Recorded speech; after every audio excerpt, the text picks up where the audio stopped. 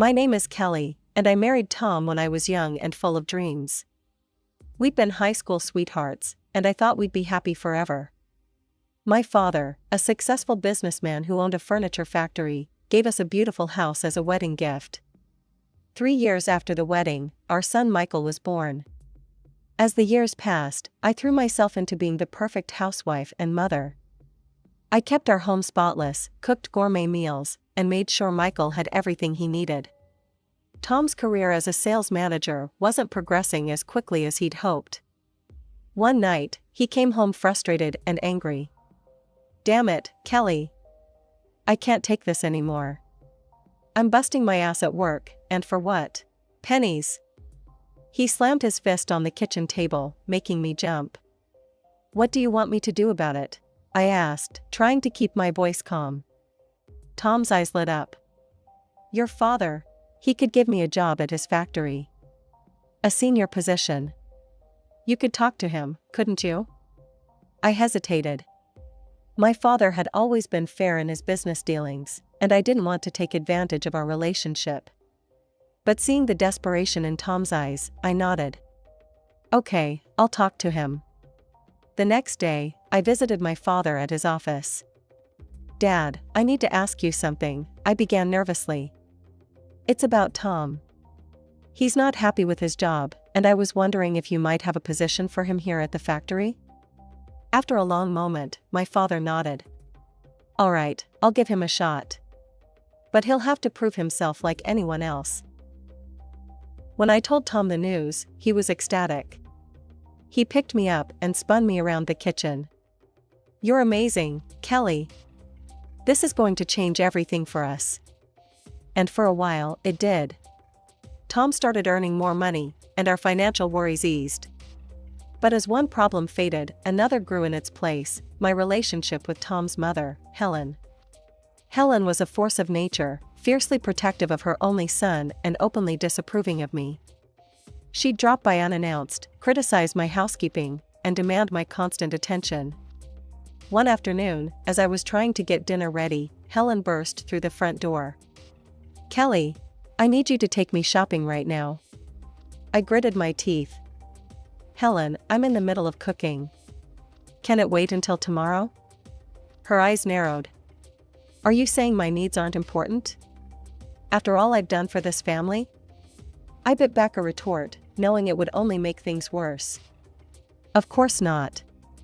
Just give me a few minutes to finish up here." As I drove Helen to the mall, listening to her complaints about my driving, my cooking, and pretty much everything else, I couldn't help but wonder how my life had become this way. I was an intelligent, capable woman, yet here I was, catering to everyone else's whims while my own dreams gathered dust. One particularly frustrating afternoon, Helen barged into our home unannounced, as usual. "Kelly," she called out, her voice grating on my already frayed nerves. "I'm hungry. Make me something to eat." Biting my tongue, I set aside the laundry and trudged to the kitchen. As I prepared a meal for Helen, she sat at the kitchen table, criticizing my every move. "You're using too much oil," she snapped. "And for heaven's sake, cut those vegetables smaller. Don't you know how to cook properly?" As I placed the finished meal in front of her, I hoped she'd eat quickly and leave. But to my dismay, she packed up all the food I'd prepared and stood up. "I'll be taking this with me," she announced. "I have bridge club tonight, and this will do nicely for snacks." I stared at her in disbelief. "But Helen, that was supposed to be our dinner." "Oh, you can always make more," she said, already heading for the door. "It's not like you have anything better to do with your time." As the door slammed behind her, I sank into a chair, feeling defeated. I glanced at the clock, realizing I now had less than an hour to prepare another meal before Tom got home from work. When Tom arrived, he found me frantically trying to get dinner on the table. "What's going on?" he asked, loosening his tie. "Why isn't dinner ready?" I explained what had happened with his mother, hoping for some understanding or support. Instead, Tom's face darkened. "Mom was here, and you didn't make her feel welcome?" he demanded. "Kelly, you know how important family is to me. You should have been more accommodating." Accommodating? I echoed, incredulous. Tom, she took our dinner. She treats me like a servant in my own home. Tom shook his head, clearly annoyed. You're exaggerating. Mom just wants to feel loved and appreciated. Is that too much to ask? As we ate the hastily prepared meal in silence, I couldn't help but feel a growing distance between us. Tom, once my high school sweetheart and closest confidant, now felt like a stranger across the dinner table. One evening, Tom came home from work in a foul mood. His face was red with anger as he slammed the front door behind him. Kelly, he bellowed. Your father is a tyrant, a despot. He humiliates people and uses them like pawns in his little game. I was taken aback. My father had always been fair and kind in my experience. What happened? I asked cautiously. Tom's eyes flashed with fury. I stood up for an employee today. Your father was treating him unfairly, and I couldn't stand by and watch. And you know what your precious daddy did? He fired me on the spot. My mind reeled. This didn't sound like my father at all. There must be some mistake, I said. Let me talk to Dad and hear his side. No, Tom roared, causing me to flinch. You will not speak to your father. You will not speak to your mother. As far as we're concerned, they no longer exist for us. Do you understand? Trembling, I nodded, too shocked and scared to argue further. In the days that followed, Tom found another job. He started earning well again, but the incident had changed something fundamental in our relationship. The warmth and love I once felt for him was replaced by fear and resentment. Years passed, and our son Michael grew up. He often asked about his grandparents, but Tom would shut down any conversation about them. You have one grandmother, he would say firmly. My mother. That's all you need to know. As Michael prepared to leave for college in another city, I felt a mix of pride and sadness. My baby was growing up, but I couldn't shake the feeling that I was losing the only ally I had in this house. Over the next few years, my life fell into a monotonous routine. I catered to Tom's every whim and endured Helen's constant criticism. Without Michael as a buffer, their treatment of me grew even more oppressive. One afternoon, as I was scrubbing the kitchen floor under Helen's watchful eye, the phone rang. I reached for it, but Helen snatched it away. I'll answer it, she snapped. You focus on getting that floor clean. I can still see spots. I gritted my teeth and returned to my task, but I couldn't help overhearing Helen's side of the conversation. Yes, this is the residence of Kelly. Who? Her father? Helen's voice dripped with disdain. I'm sorry, but Kelly isn't available to speak with you. Please don't call again. My head snapped up. Wait. I called out, but Helen had already hung up the phone. That was your father, she said coldly. I told him not to contact you again. You should be thanking me for protecting this family from those toxic people. I felt a surge of anger and frustration. You had no right to do that, I said, my voice shaking. He's my father. I should have been allowed to speak to him. Helen's eyes narrowed. You ungrateful little. Just then, Tom walked in. What's going on here? He demanded. Helen immediately put on a hurt expression. Oh, Tom, your wife is being so disrespectful to me. After all I do for this family.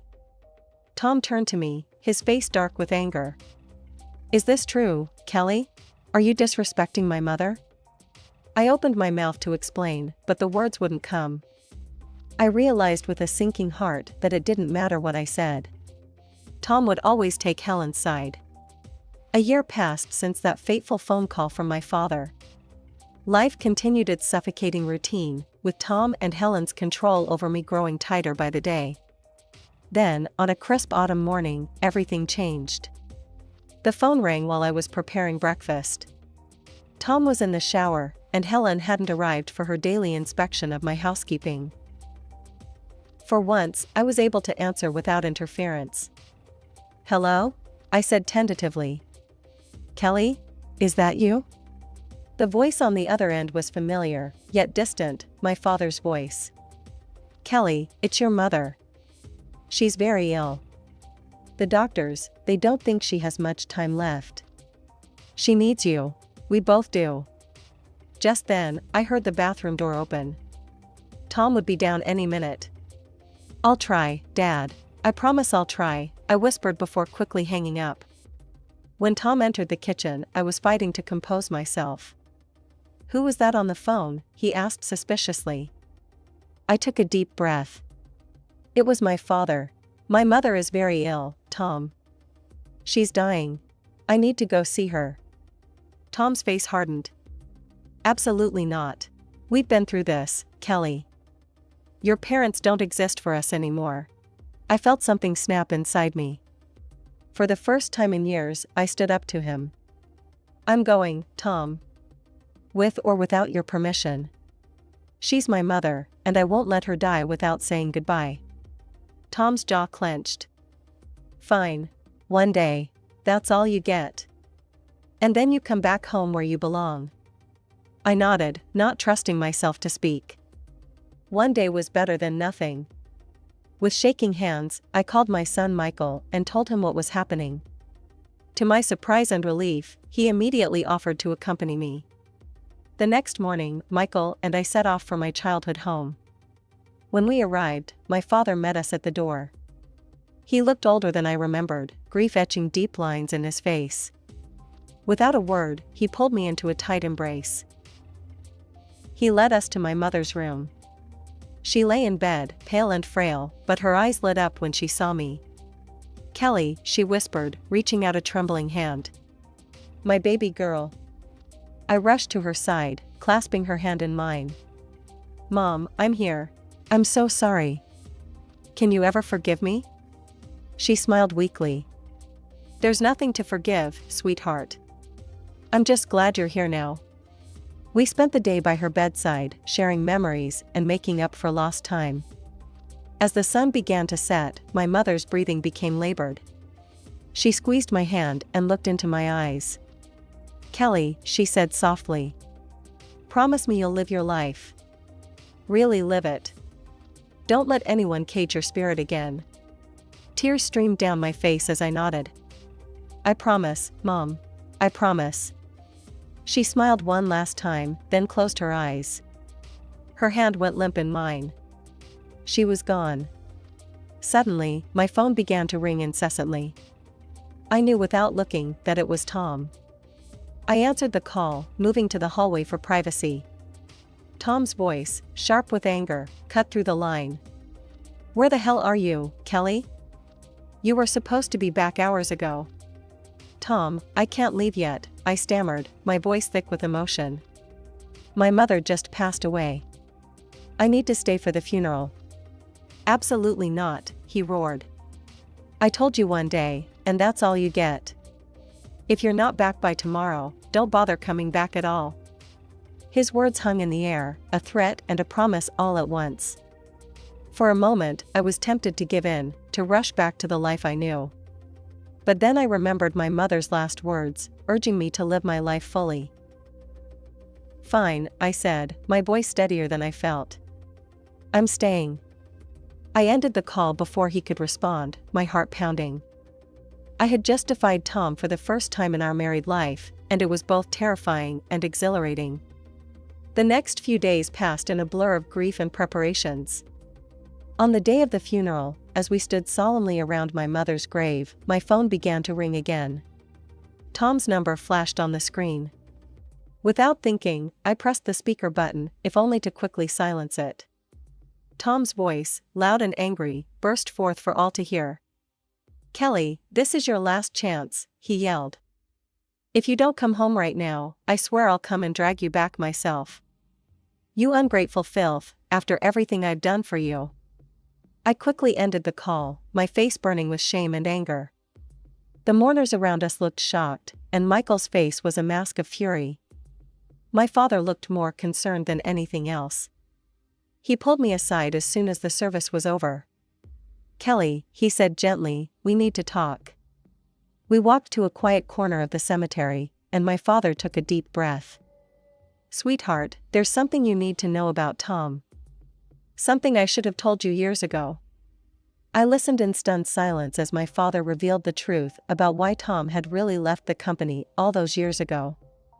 It wasn't because he had stood up for an employee. It was because my father had caught him stealing money from the company and clients, manipulating prices, and pocketing the difference. "I fired him to protect the company and our clients," my father explained.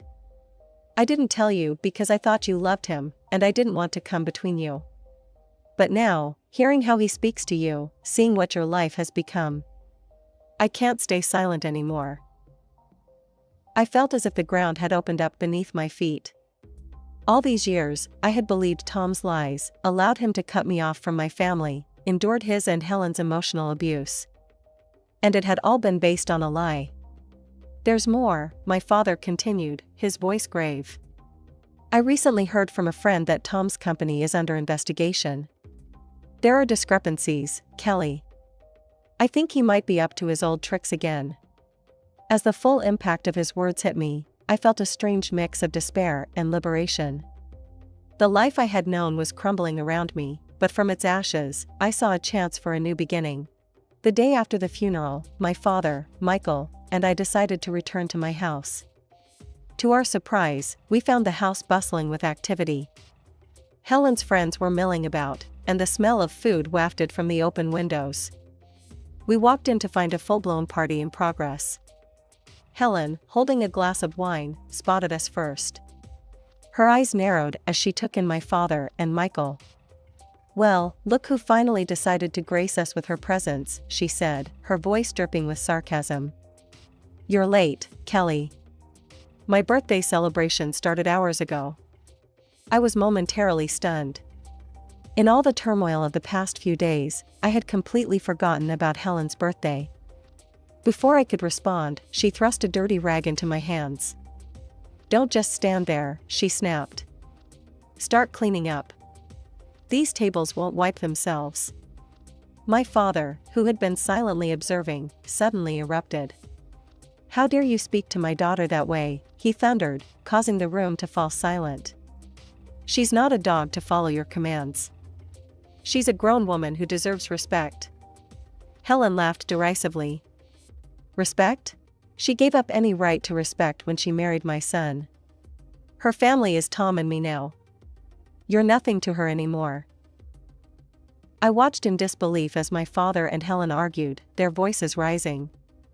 The party guests looked uncomfortable, unsure whether to leave or stay. Suddenly, Tom burst into the room. "What the hell is going on here?" he demanded, his eyes locking onto me. "Kelly, why aren't you serving the guests? And what are they doing here?" He gestured angrily towards my father and Michael. Something inside me snapped. Years of pent-up frustration and anger came pouring out.